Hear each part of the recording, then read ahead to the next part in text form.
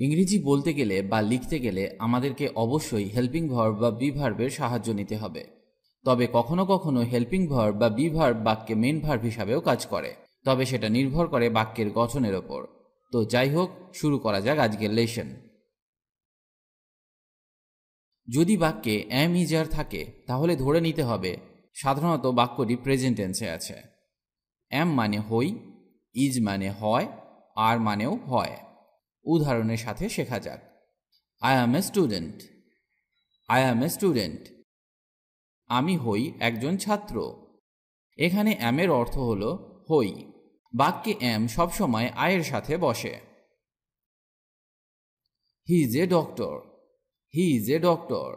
সে হয় একজন ডাক্তার বা তিনি হন একজন ডাক্তার। এখানে ইজের অর্থ হল হয় বা হন। আরও একটি উদাহরণ দেখা যাক। Tom is a good boy. Tom is a good boy. Tom হয় একটি ভালো ছেলে। তাহলে আমরা শিখলাম ইজের অর্থ হল হয় বা হন। We are men. আমরা হই পুরুষ। We are his sons. We are his sons. আমরা হই তার ছেলে বা আমরা তার ছেলে। They are actors. তারা হয় অভিনেতা। You are my friend. তুমি হও আমার বন্ধু বা তুমি আমার বন্ধু। তাহলে আমরা শিখলাম আর মানে হই, হও বা হয়। তবে এখানে আপনাকে একটা কথা খুব ভালোভাবে মনে রাখতে হবে যে ইজকে ব্যবহার করা হয় singular noun or third person singular প্রোনাউনের সাথে। She is my best friend. সে আমার সবচেয়ে ভালো বন্ধু। এখানে সি হলো third person singular pronoun. John is a clever boy. John is a clever boy.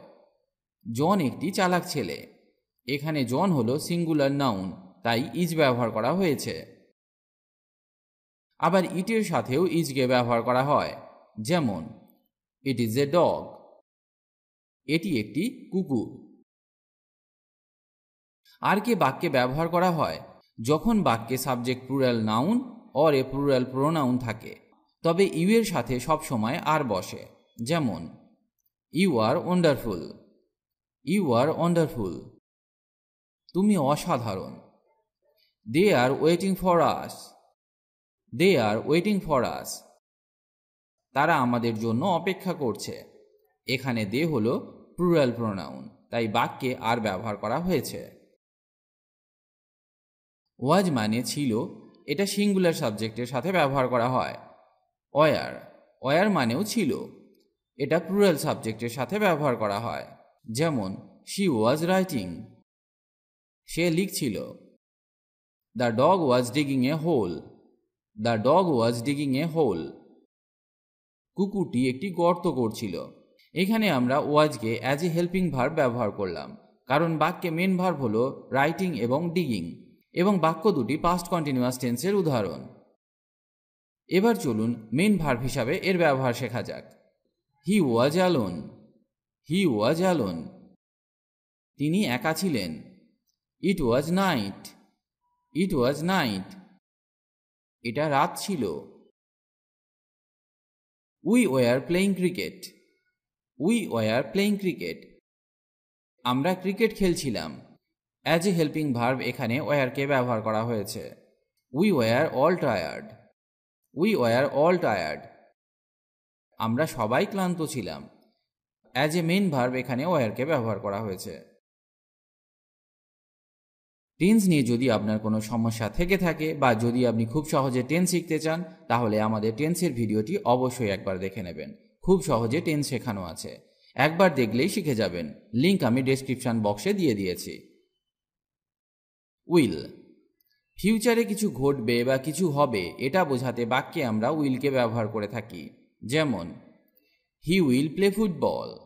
He will play football. সে ফুটবল খেলবে। No one will know. No one will know. কেউ জানবে না। He will come soon. He will come soon. তিনি শীঘ্রই আসবেন। একটা কথা জেনে রাখুন, মডার্ন ইংলিশে শ্যালকে সেভাবে ব্যবহার করা হয় না, বেশিরভাগ ক্ষেত্রেই উইলকে ব্যবহার করা হয়। ক্যান মানে পারা, আবার মে মানেও পারা, তবে এদের মধ্যে একটা পার্থক্য আছে। চলুন সেটা উদাহরণের সাথে শেখা যাক। ইউ ক্যান লার্ন ইংলিশ, আপনি ইংরেজি শিখতে পারেন। মে আই কাম ইন, আমি কি ভেতরে আসতে পারি? বাক্যে ক্যান তখন ব্যবহার করা হয় যখন কোনো কিছু অ্যাবিলিটি, সামর্থ্য বা করতে পারা বোঝায়, কিন্তু মেকে ব্যবহার করা হয় অনুমতি বা রিকোয়েস্ট অর্থে। বাক্যে মে ব্যবহার করলে বাক্যটি অনেক বেশি পোলাইট হয়ে যায়, এটা আপনাকে সবসময় মনে রাখতে হবে। ক্যান আই ইট, আমি কি খেতে পারি? মে আই ইট, আমি কি খেতে পারি? এটা ফর্মাল ওয়েতে। যখন আমরা বাক্যে মে ব্যবহার করলাম তখন বাক্যটি অনেক বেশি ফর্মাল বা পোলাইট হয়ে গেল। কুড, কুড মানে পারা বা পারত। যেমন he could do it, he could do it, সে এটা করতে পারত। কুড আই হেল্প ইউ, আমি কি তোমাকে সাহায্য করতে পারি? Could I use your desk, আমি কি তোমার ডেস্ক ব্যবহার করতে পারি? হ্যাভ হ্যাজ, হ্যাভ হ্যাজ মানে আছে। আই হ্যাভ এ বল, আমার একটি বল আছে। হি হ্যাজ এ পেন, তার একটি পেন আছে। এখানে আমরা হ্যাভ হ্যাজকে মেন ভার্ব হিসাবে ব্যবহার করলাম। যখন হ্যাভ হ্যাজকে হেল্পিং ভার্ব হিসাবে ব্যবহার করা হবে তখন এদের নিজস্ব কোনো অর্থ থাকে না। যেমন you have studied, you have studied, তুমি পড়াশোনা করেছো, এটা প্রেজেন্ট পারফেক্ট টেন্সের একটা উদাহরণ। হ্যাড, হ্যাড মানে ছিল। আই হ্যাড এ ডগ, আমার একটি কুকুর ছিল। এখানে আমরা হ্যাডকে মেন ভার্ব হিসাবে ব্যবহার করলাম। They had studied, they had studied, তারা পড়াশোনা করেছিল। এখানে আমরা হ্যাডকে হেল্পিং ভার্ব হিসাবে ব্যবহার করলাম। আশা করি বাক্যে কিভাবে বিভার্ব বা হেল্পিং ভার্বকে ব্যবহার করা হয় সেটা আপনাকে বোঝাতে পেরেছি। যদি আরও ভালোভাবে শিখতে হয় তাহলে আপনি আমাদের হেল্পিং ভার্বের ভিডিওটি দেখতে পারেন, সেখানে পুরো ডিটেলসে আলোচনা করা আছে। আপনি খুব সহজেই শিখে যাবেন, আর লিঙ্ক আমি ডেসক্রিপশন বক্সে দিয়ে দিয়েছি।